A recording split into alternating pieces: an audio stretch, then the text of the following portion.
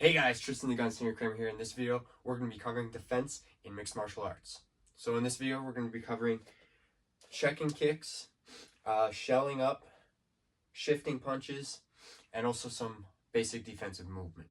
One big thing to remember, guys, in defense is to stay calm. The last thing you want to do is take a strike and close your eyes or turn your head away from your opponent. That's how you get choked out or knocked out. Another thing to remember, guys, is if you ever get rocked, don't try to just get up and start beating your opponent and giving it back to him. Take a second. Get your head back in the game. If you go and try and hit him again, you're going to get knocked out. So remember that. Now that we've gone some of the mental things in fighting, let's go over the physical defense. Alright guys, now that we went over the mental side of striking in martial arts, now we're going to go over the physical aspects of it. So the first thing I'm going to show you guys is shifting punches. So what shifting punches is if my opponent throws a jab, I'm going to take my right hand and I'm just going to slightly move the punch over. You're not throwing it down, you're not pushing it out of the way, you're just slightly moving it off the side. So when the punch comes in, boom, you're just slightly moving it, right? Slightly moving it. And the other thing you're doing is you're slightly moving your head over as well. You can keep it still, but if you move it, just in case the shift doesn't fully cover, you won't get clipped in the eye right here. You'll be able to protect your face and come in with a counter. Next up is shelling. So if my opponent starts throwing big combos at me and I don't know what to do, what you can do, and this works really well if you have boxing gloves. It doesn't really work well with these because they're pretty small, but with boxing gloves it works really well. So if someone throws a bunch of punches at you and is trying to knock you out, you can just shell up. So what shelling up is it's literally taking your hands and putting them either on your ear or on your face like this and just eating those punches. You don't want to do this for too long because eventually they will get you, but you can just shell up. You can move your hands over like this so like your opponent won't be able to hit you. It prevents cuts. It helps soften the blows. So if someone hits me like this, I'm able to block it with my arm. It does hurt, but it's better than getting a concussion. And again, you can't do this for too long or else eventually you'll just get knocked out. Another thing with the shell is the Dutch block. So if my opponent throws like a big kick to my head, a big roundhouse kick, I'm able to do what's called a Dutch block, which is where I take my hand. So if he throws a roundhouse kick over this side, I take my hand here and I block it with my head. This is to help soften the blow. It still hurts, but it softens it.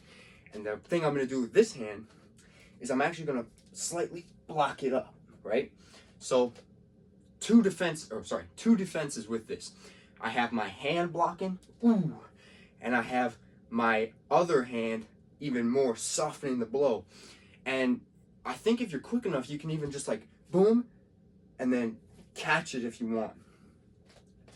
But be careful, because what someone can do is they can throw a roundhouse and they can bait you into doing this Dutch block. So they can like throw a fake and just come in with a hook or something.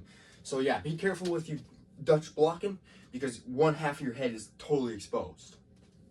All right, body defense now. So your body, there's mainly your liver, your solar plexus, your stomach, and your spleen. These are all really sensitive areas, so let's cover how to block them.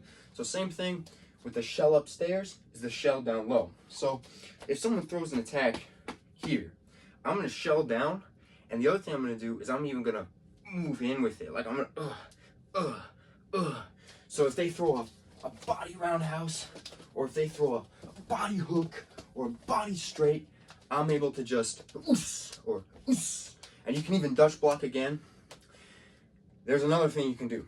So if someone throws a roundhouse to my body, what you can do is you can, two things. You can either soften the blow and then catch, or you can try and just catch it, but be careful, because if they hit you, boom, and you try and just catch it, you might get hit by it, and now you can't breathe, and now you're knocked out. So be careful. I say this is what my coach taught me: soften the blow, then catch it. Then you can sweep, you can boom, you can do whatever, you can do a takedown. There's lots of things you can do. And lastly is checking kicks. Now there are two ways to check kicks from the low. What I like to do is I like to bring my leg up, but you can also John Charles Skarbowski it and just move your foot. I don't know if you guys can see, but just moving your foot on the ground. So if someone throws like a calf kick, you can just and check the kick right on your shin right here. Or you can lift like most people do, where they'll lift their shin up.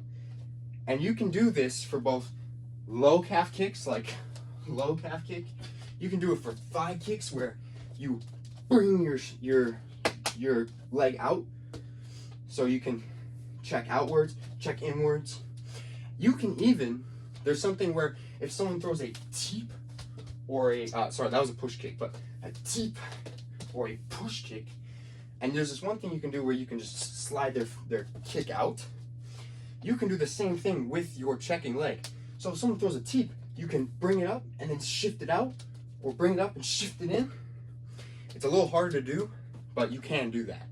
And lastly, guys, like I said before, where you can prevent teeps, let's cover that real quick. If someone throws a push kick at me, right? Someone throws a push kick at me, what I want to do, there's three things I can do. One is I can let it hit me, and then I can catch their kick. So now they're here. What you can do with that is you can sweep, oops, you can head kick, or you can bring it over and start smashing them with crosses. That wasn't very good, but you know what I'm saying? Like, just smash them with crosses. So there's that option. The other option is, if someone throws a push kick, what I want to do is I want to bring their push so that their foot lands like this.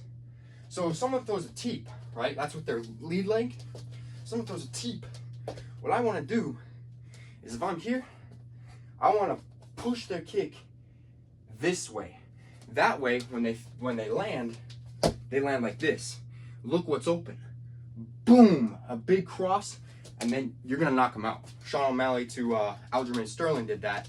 He didn't do that, but what happened was Aljamain threw a big punch, and he was over. He was over like this, and Sean had this open. Same thing, same principle. Boom, boom. He's out. So, someone throws a teep at you, push the kick outward. So, a teep, push it here, a push kick, push it there, and then you knock them out. Or, you let it hit you, you always let it hit you, and then you catch the kick, and you can bring it this way on your left side, or this way on your right side, and then you can do a hip bump. So basically what a hip bump is boom, I bring it out, I come in, and I step. And you really gotta accentuate your hips. Or you can just sweep, or just smash them with crosses. Anyway guys, that's the end of this video. If you wanna learn more, put a comment down below, say what you wanna know, and I'll try my best to teach you. Have a great one. Peace.